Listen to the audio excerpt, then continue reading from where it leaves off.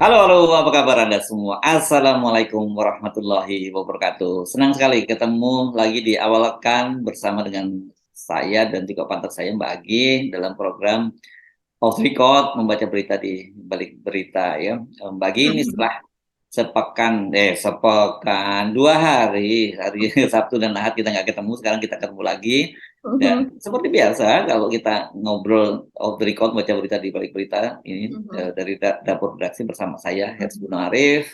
Dan saya Gibeta senang sekali menjumpai Anda kembali di awal pekan.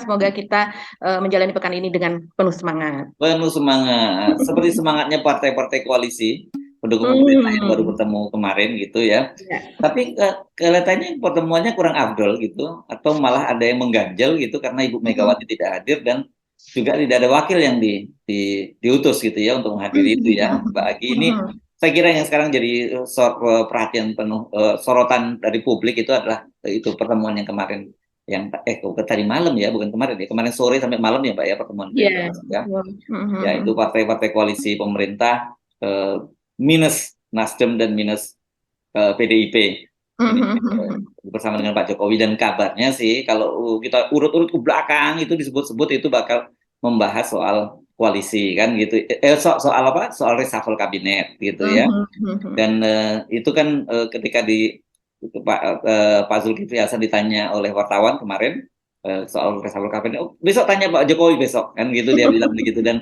Yandri itu wakil ketua umum PAN juga menyatakan gitu kan, nanti ada setelah buka puasa bersama ada ruang di lantai atas para ketum-ketum bertemu dengan Pak Jokowi membahas soal reshuffle itu. Tapi kalau kita amati justru bukan reshuffle-nya yang lebih menarik ya Mbak ya, suruh Mhm. kita mendapat gambaran tentang koalisi yang selalu disebut koalisi besar gitu di Betul. itu, tapi minus PDIP kan gitu ya. Mhm, mhm, mhm. Iya betul sekali Mas Hersu. Jadi memang kemarin pertemuan itu tertutup ya, dan kemudian diikuti oleh semua semua ketua umum partai. Nah menurut Hasto dari PDIP mengatakan Mas Hersu bahwa sebetulnya PDIP itu diundang, cuman tidak bisa hadir karena Bu Mega memang sedang ada di tempat lain. Kalau menurut Pak Zulkifli Hasan dan juga menurut Pak Erlangga, Bu Mega sedang berada di luar negeri begitu ya. Jepang ya Begitu katanya juga. ya. Iya, cuman kita tidak tahu tepatnya bagaimana jadwalnya begitu. Begitu juga apa simpang siur tentang apakah Nasdem diundang atau tidak, tapi Pak Zulkifli maupun Pak Erlangga mengatakan Pak Surya Paloh juga sedang berada di luar negeri, padahal yang lain juga mengatakan bahwa Nasdem sebenarnya memang tidak diundang begitu ya Mas Hersu. Dan kemudian ketidakhadiran dari Ibu Mega menurut Hasto adalah karena memang pada surat undangan itu yang diundang itu adalah ketua umum dan tidak bisa diwakilkan, kabarnya demikian. Sehingga kalau seandainya Ibu Mega itu tidak bisa hadir, maka ya tidak ada yang bisa mewakili. Oleh karena itu maka PDIP tidak tidak hadir. Nah, tapi kalau ini kita bisa melihat nuansa di baliknya begitu ya. Kenapa Ya, ya. hanya Karena gini, sekedar kalau itu kalau gitu. disebut hanya untuk undang ketua umum, kenapa mantan ketua umum PAN Pak Hatta Rajasa ikut hadir? Ada fotonya Iya. nih, ini Pak Mhm, Hatta Rajasa juga ikut hadir di situ kan gitu ya. mhm, betul. Dan kalau toh Mhm, misalnya begitu, minimal kan buka puasanya hadir gitu, ketika mhm, ketika bertemu di atas, mereka ngobrol ya, nggak eh, nggak gabung gitu karena memang itu mhm, mungkin mengambil keputusan penting di antara ketum dengan Pak Jokowi kan begitu ya.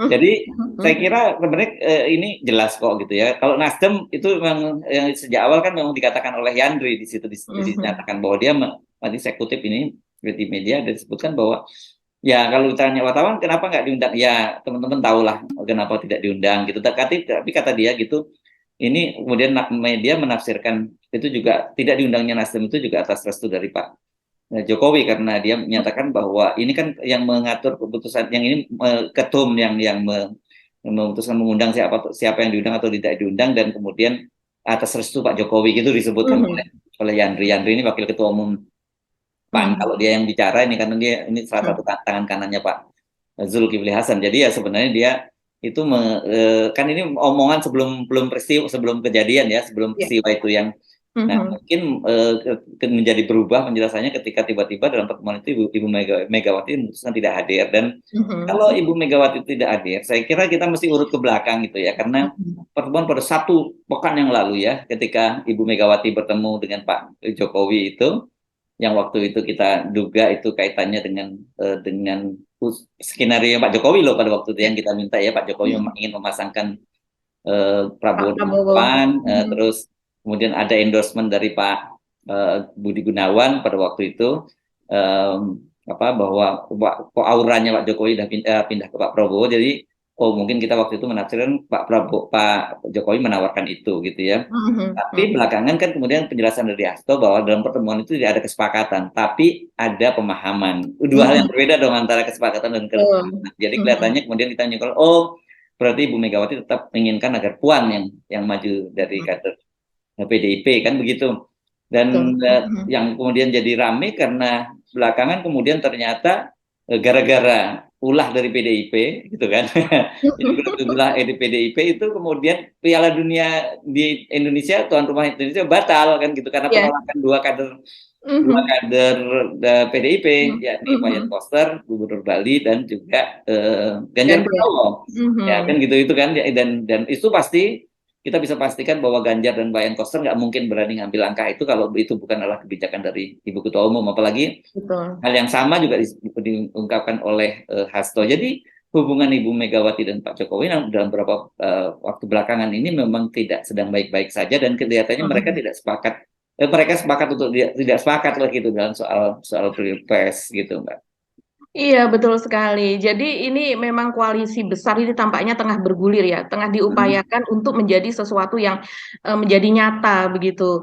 Karena juga dari Golkar sendiri seperti pengurusnya begitu ya, seperti Dev Laksono juga mengakui begitu bahwa Pak Erlangga akhir-akhir ini terus melakukan komunikasi yang intensif dengan ketua umum partai lain, yaitu partai koalisi pemerintah, dan untuk membentuk koalisi besar ini. Begitu juga dengan kemarin juga terlihat bahwa Pak Prabowo itu terlihat sumringah sekali ya Mas Hersu, dan ketika diwawancarai juga dia mengatakan bahwa ini sedang diupayakan gitu ya, untuk pembentukan koalisi besar, yaitu antara KIR, Koalisi Indonesia Raya, dengan Koalisi Indonesia Bersatu, di mana di dalamnya berarti ada 5 partai. Nah, kalau kita lihat 5 partai ini memang dari kalau terutama untuk KIP ini kan dari awal sudah dikatakan bahwa itu adalah partai bentukan Pak Jokowi untuk sebagai sekoci untuk Ganjar tadinya begitu, dan juga partai yang mendukung untuk eh, eh, perpanjangan jabatan Pak Jokowi juga Yes. begitu. Nah, sekarang ketika ini terjadi, terakhir Pak Jokowi itu mengendorse Pak Prabowo dengan Pak Ganjar begitu kan, dan kemudian begitu banyak dukungan dan sedang diupayakan gitu sepertinya. Tapi ternyata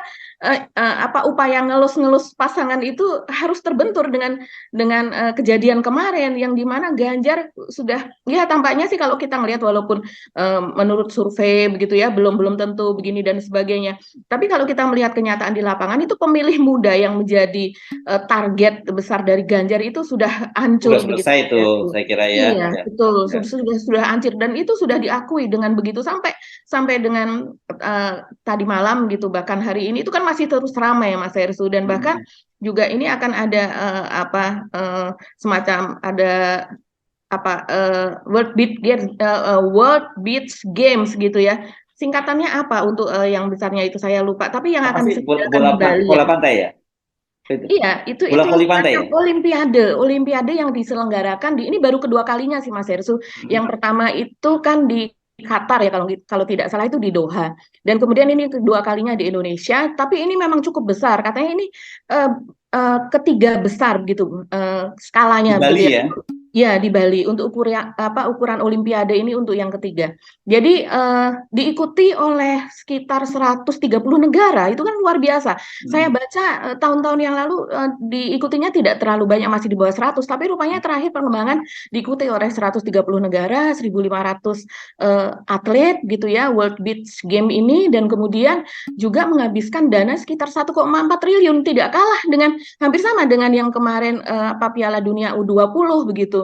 Dan ini diantaranya dari 1.500 atlet itu ada atlet dari Israel juga yang mengikuti cabang renang putra kalau Oh, ini tidak jadi salah. olahraga pantai ya, bukan Iya, hanya voli pantai ya. Pokoknya olahraga olahraga pantai ya, pantai. karena World Beach Iya. Game tadi ya. Jadi Ya, ya, betul. Jadi ya. ini macam ada 20 cabang olahraga kalau tidak salah yang dipertandingkan begitu. Jadi ini cukup besar ya Mas Ersu, ini akan gelaran yang sangat saya rasa, dan ini diadakan hanya di Bali. Biasanya kalau besar begini kan ada di beberapa kota gitu ya, dan Hmm. ini hanya ada di Bali. Saya rasa ini akan hectic begitu ya. Dan tapi di antara itu kan ada atlet dari Israel begitu. Nah, Hmm. ini di cabang renang juga ada begitu. Nah, jadi kalau kita melihat ini bagaimana ini yang diuji nih sikap dari Nah, ini PDIP nih. menarik ini. Iya, PDIP, Iwayan Koster dan Ya, juga Ganjar dalam hal dan ini. kalau saya kira mereka pasti eh, kalkulasi ulang ya, karena kemarin itu kan kayaknya mereka mungkin nggak menduga ya kalau reaksinya begitu besar begitu ya terhadap dampak Iya, kegagalan dari tuan rumah menjadi tuan rumah Piala Dunia itu ya. Jadi betul. saya ngobrol sama Bung Rocky, kita sebutkan ini istilahnya rupa tadinya sebenarnya PDIP cuma main petasan gitu, nggak taunya kok jadi kebakaran besar banget ini kan Betul, gara-gara betul. Mhm, gara-gara mhm, ini gitu. Itu yang mhm. nah ini lucu nanti kalau kemudian ternyata PDIP berbeda sikap, karena harusnya kan kalau kalau memang betul dia menjunjung tinggi atau ingin menghidupkan kembali sikap politik dari Bung Karno, ya sama aja harusnya di World Peace Game ini ditolak juga dong kehadiran Israel. Tapi kalau sekarang dia Mhm, menolak lagi, jadi ini dilemanya justru menurut saya di PDIP mhm, ya. Kalau dia menerima tentu dia dianggap tidak konsisten, tapi kalau dia menolak dan kemudian terjadi kegagalan lagi, itu dampaknya pasti lebih gede lagi kan gitu. mhm. Kan kemarin itu kan kelihatan sekali pasti yang sangat terpukul itu adalah Pak Jokowi ya, karena Pak Jokowi Iya, tentu berharap mhm, dengan event ini satu tentu saja ingin seperti yang dikatakan oleh Pak Jokowi kan, mhm. itu Pak Jokowi juga nggak konsisten ya dalam ini nyuruh orang nonton, nyuruh orang belanja gitu. Dan ini pasti kan Pak Jokowi juga berharap orang pada nonton rame-rame lagi di Mhm. Bali gitu. Betul. Tapi kan di satu sisi kemarin Pak Jokowi ngelarang orang bubar karena takut COVID kan gitu. Ini memang ini menarik. Jadi saya kira kalau kita balik ke yang tadi itu Mhm, ada udah kelihatan sekali bahwa tadi yang Anda sebut sebagai koalisi besar kan, Pak Erlangga juga menyebutkan ini koalisi besar itu peleburan antara KIB dan KIR gitu ya, kalau koalisi mhm. Indonesia Raya, dan itu minus PDIP kan di situ ya. Betul. Ya, itu. Mhm, Jadi artinya petanya gini sekarang. Petanya adalah satu, setidaknya sampai hari ini akan ada mhm, tiga kandidat, mhm, calon presiden dan calon wakil presiden, mhm, koalisi koalisi persatuan untuk perubahan, koalisi mhm. perubahan Ya, untuk persatuan ya. iya, Nah, betul. ya, Perubahan untuk mestinya persatuan. bagus tuh koalisi persatuan untuk perubahan dong. Ngapain perubahan tuh bersatu? Ya dulu bersatu dulu untuk melakukan perubahan, kan gitu ya. Ini pun tetap ambigu, ini namanya juga ambigu. Saya kira ini mencerminkan sikap dari Nasdem ya, yang tetap Mhm. Ingin perubahan dulu. iya, Mhm. enggak, dia ingin tetap mempertahankan posisi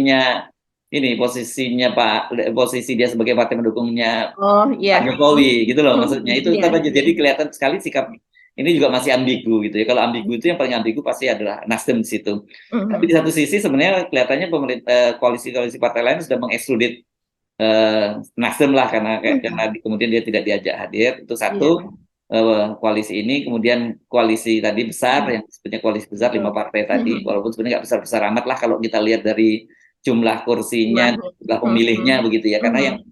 di situ kan yang paling besar suara pemilihnya tentu saja tiga partai lah ya, yang Mhm. itu Gerindra, Golkar, dan PKB gitu. Sementara Iya. PAN dan P3 itu udah jadi partai gurem kan. PAN Mhm. karena kursi yang lama aja, saya kira kalau yang baru ini pasti akan jeblok suaranya PAN kan begitu. Terus ya yang Mhm. menarik ini PDIP, karena PDIP ini sebenarnya kalau dari sisi jumlah suara secara nasional nggak sampai 20%. Ini cuma Mhm. kursinya yang dia lebih dari 20% presidensial threshold, kan kursinya kan memang beda kan, antara jumlah kursi dengan jumlah total suara itu berbeda, bisa Iya. berbeda-beda. Ada yang Mhm. misalnya dalam kasus Golkar dan Gerindra, suaranya kalau secara populasi lebih banyak Gerindra, tapi jumlah Mhm. kursinya kemudian lebih banyak Golkar kan gitu, seperti itu. Jadi Mhm. ini saya agak sulit membayangkan bahwa PDIP itu akan maju sendirian gitu, Mhm. eh, untuk mencalonkan diri mengusung capres dan cawapres sendirian gitu, apalagi kalau figurnya nggak cukup kuat gitu.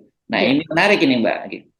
Iya, betul sekali Mas Hersu. Jadi selain PDIP itu tadi, sekarang ini kan jadinya dengan rencana pembentukan koalisi besar ini otomatis PDIP jomblo begitu ya. Walaupun PDIP bisa mengusung sendiri, tapi kan tetap harapannya di awal adalah dia bisa berkoalisi dengan partai lain begitu. Jadi ada misalnya sebagian dari KIB ataukah dari Koalisi Indonesia Raya dan terutama itu adalah Gerindra itu bisa bergabung dengan PDIP. Tapi dengan perkembangan yang terakhir ini rupanya ada perkembangan baru dan kemudian PDIP sepertinya ditinggalkan sendiri begitu. Nah, Ya, tapi dari KIB ini sendiri Mas Hersu, kita bisa membayangkan siapakah yang akan dimunculkan nantinya begitu kan. Dan kemudian juga kalau seandainya dimunculkan mungkin ya bisa jadi adalah Pak Prabowo dengan Pak Erlangga begitu kan, saya kira kemungkinan ya kalau lihat gitu ya. komposisinya ya nggak, Caimin jelas tidak Siap mungkin gitu juga. ya.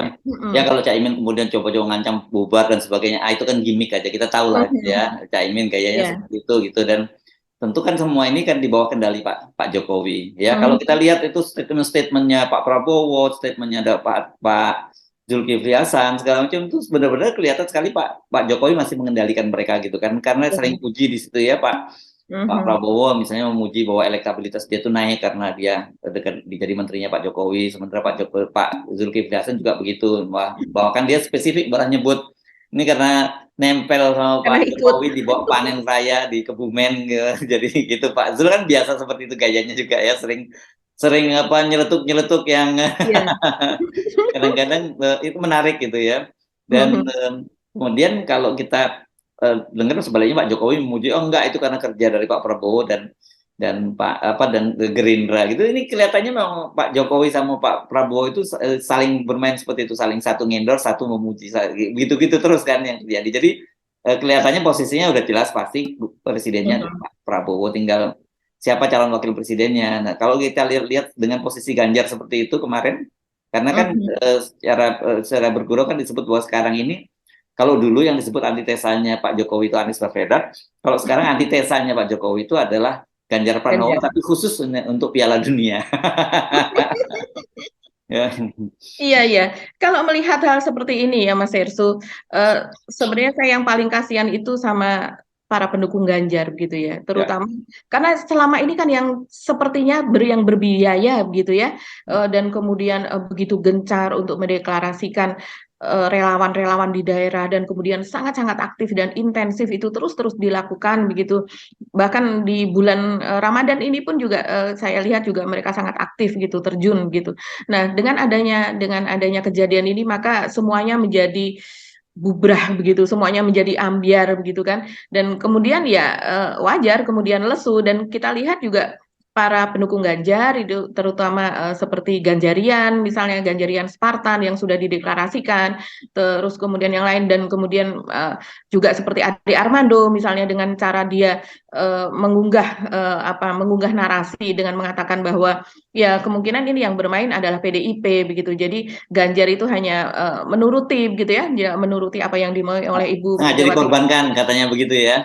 Ya, betul. Jadi Pak Ganjar ini menjadi korban dari ambisi politik begitu kan. Jadi dikorbankan dengan sebetulnya sudah tahu begitu bahwa ini akan menjadi seperti itu, dan ketika Ganjar melakukan maka kemudian dialah yang kemudian menjadi sasaran gitu, menjadi target dari kemarahan gitu, dan itu akan menyebabkan sehingga di belakangnya begitu Mbak Puan lah yang itu akan naik menggantikan Ganjar dalam hal ini gitu. Popularitas dari Ganjar ini kemudian menurun, dan kemudian orang mau siapa lagi dari PDIP? Ya mau tidak mau adalah Mbak Puan kemudian yang akan Ya, ya, dimunculkan. ya.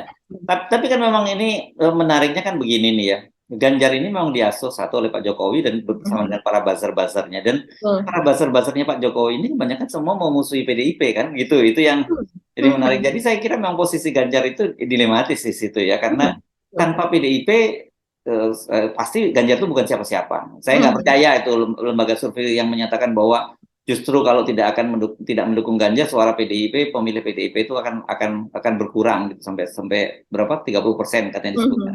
Justru sebaliknya menurut saya, misalnya kalau ketika berani Ganjar maju di luar PDIP, saya kira dia di basis di Jawa Tengahnya pasti akan selesai gitu. Dan kalau dia tidak punya model di Jawa Tengah ya selesai juga kan gitu. Model dia di mana Betul. lagi? Model utama Ganjar itu kan di Jawa Tengah kan gitu ya. Dan mungkin sebagian di Jawa Timur ada gitu. Tapi kalau Ibu Megawati menyatakan tidak, saya kira basis di Jawa Tengah dan Jawa Timur PDIP tidak akan lari ke Ganjar, pasti lari ke ke calon yang akan didukung oleh Ibu Megawati, karena saya kira itu di situ tuh loyalitas para kader para kader ini ke Ibu Megawati itu sangat sangat sangat kuat. Kita lihat misalnya salah satunya indikatornya itu adalah Pak Efek Rudi di Solo kan gitu ya, Iya. yang ketika ini kan selama ini dia juga selama ini dia siap berseberangan dengan Ibu Megawati ketika mengusung Pak Ganjar gitu. Jadi dia dalam kubu Pak Jokowi. Tapi sekarang ini ketika ribut-ribut soal Israel ini dan dia menolak disebut itu blunder. Karena dia ini kan PDIP dan dimulai dari PDI lah gitu. Dia kan ideologis banget gitu ya. Jadi buat dia ajaran Bung Karno itu betul-betul harus diimplementasikan dengan baik sampai dia menyatakan Mas Wali kayaknya belum belajar begitu ya. Dan kemudian salah kalau menyebutkan kalau Pak Jokowi menyebut itu disebut oleh pengamat itu blunder, menurut dia nggak blunder keputusan dari PDIP. Jadi saya yakin PDIP itu kalau Ibu Megawati yang memutuskan akan tetap solid gitu ya, bahwa tentu tidak ya segmennya jelas itu ya, nggak besar banget itu iya gitu. Jadi ya sekarang justru saya kira ini kekecewaan terbesar berada di para pendukung Ganjar, khususnya para buzzer gitu. Bingung kan sekarang jadinya. Bingung. Ya.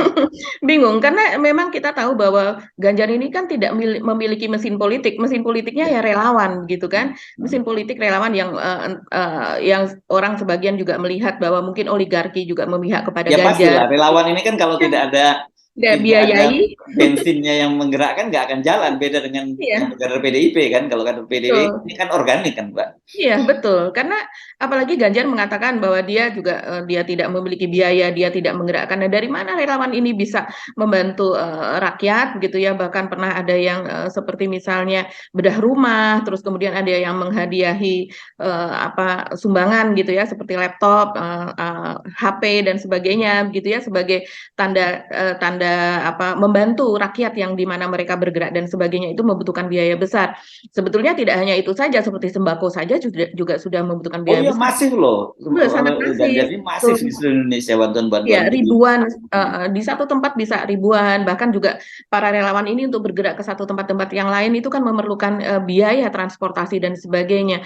Nah, dalam hal ini ya kita lihat mesinnya Ganjar ya di situ, tapi kan partai ini mesinnya Pak Jokowi sebenarnya ya. Iya, sebenarnya mesinnya Pak Jokowi, tapi ketika itu mesin Pak Jokowi di-endorse oleh PDIP begitu kan. PDIP kader organiknya juga bergerak begitu. Tapi dalam hal ini kan betul-betul terpisah antara relawan Ganjar juga dengan kader PDIP. Nah, dalam hal ini kalau seandainya misalnya seperti kata Mas Hersut tadi, saya bisa membayangkan kalau seandainya Ganjar ini sekarang kan sudah tidak di-endorse nanti betul-betul oleh Ibu Mega dan kemudian ada calon lain, dan tentunya selain Ganjar ya siapa lagi kalau bukan Mbak Puan.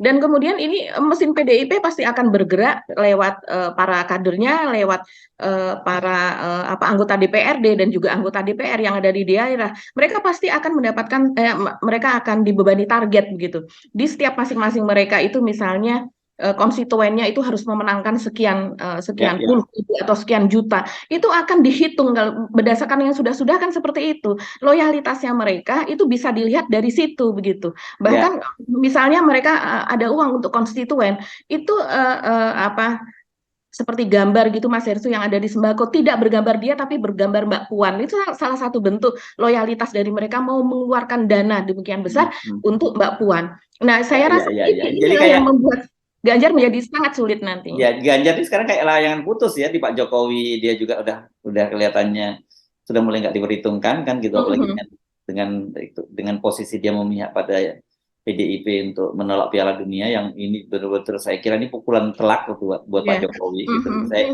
Saya sih mikir-mikir apa nih pembalasan Pak Jokowi yang akan dilakukan terhadap PDIP. Rupanya ini ya.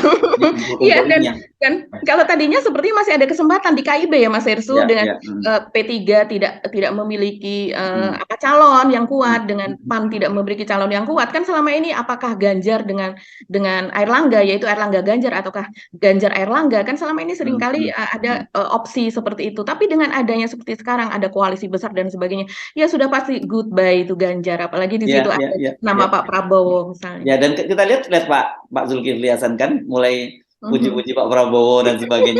Itu pasti suara dari Pak Jokowi kan gitu ya. Iya. Yang sebelumnya kita tahu dia menggandeng Pak Ganjar dan Pak Erick Thohir ya. Ini kelihatannya Erick Thohir juga hilang ya ini ya. Kalau lihat situasi begini ya. Dan Erick Thohir hilang di sini kelihatannya ya Mbak.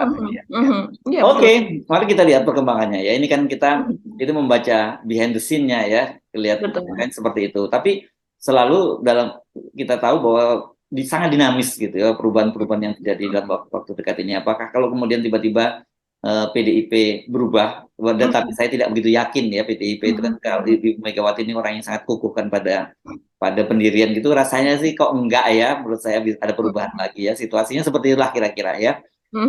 Oke. Mari Iya. kita pindah ke topik yang lain. Apa ya? Masih ada topik yang mau kita bahas atau kita cukup satu topik ini saja, Mbak Agi? Mungkin kita bahas lagi tipis-tipis ya Mas Hersu. Ini Hmm, mengenai perkembangan dari janggalan transaksi 349 triliun itu. Ini hmm, rupanya hmm. dukungan kepada Pak Mahfud luar Iya, biasa. iya, iya, iya, Iya iya. ya, yang ditambah lagi selain dukungan dari netizen yang begitu, 24 jam mungkin karena sekarang ini bulan Ramadan ya. Iya, Jadi iya, iya, tengah iya. malam pun orang aktif gitu Mas Oh, Hersu. gitu ya, Mbak ya? Iya, tengah malam pun orang mencuit, orang aktif, saling berbalas gitu ya. Dan kemudian juga ada kabar terbaru ini ada 350 guru besar dan rektor yang mendukung Pak Hmm. Mahfud untuk mengungkap kasus ini. Nah, saya Ada agak-agak juga pondok ini. pesantren. Oh Pondok iya pesantren iya juga iya iya mendukung. iya. Hmm. Pondok pesantren juga ya Mas Hersu ya. Akan Iya, iya, mengadakan istiqosah kabarnya ya. Ada iya, iya, seruan itu ya. iya, iya, iya. Seru Iya. memang, Pak Mahfud ini seru, dan fenomenya menarik. Kemudian Ibu Sri Mulyani kelihatannya menghindari ya masuk. Dia tahu bahwa wah, ini medan pertempurannya berat ini. Jadi kelihatannya Bu Sri Mulyani sekarang lebih menghindar, dan kemudian yang diminta maju Wamenkeu dan juga juru bicaranya ya yang banyak maju ya, Pak ya. Iya, Nggak, betul beda sekali. sekali dengan waktu awal-awal kan. Waktu Mhm, awal-awal ketika dia menyatakan angkanya dari mana, dan kemudian dengan PD betul. di Komisi 11 menyampaikan data-data bahkan sampai kronologisnya. Tapi begitu diajar Pak Mahfud MD di Komisi 3, ditunjukkan fakta-faktanya dan kemudian surat-surat siapa yang menerima suratnya dan sebagainya detail, kelihatannya Bu Sri Mulyani tahu berat ini medan pertempurannya, nggak bisa dia menangkan, jadi lebih baik menghindar gitu ya.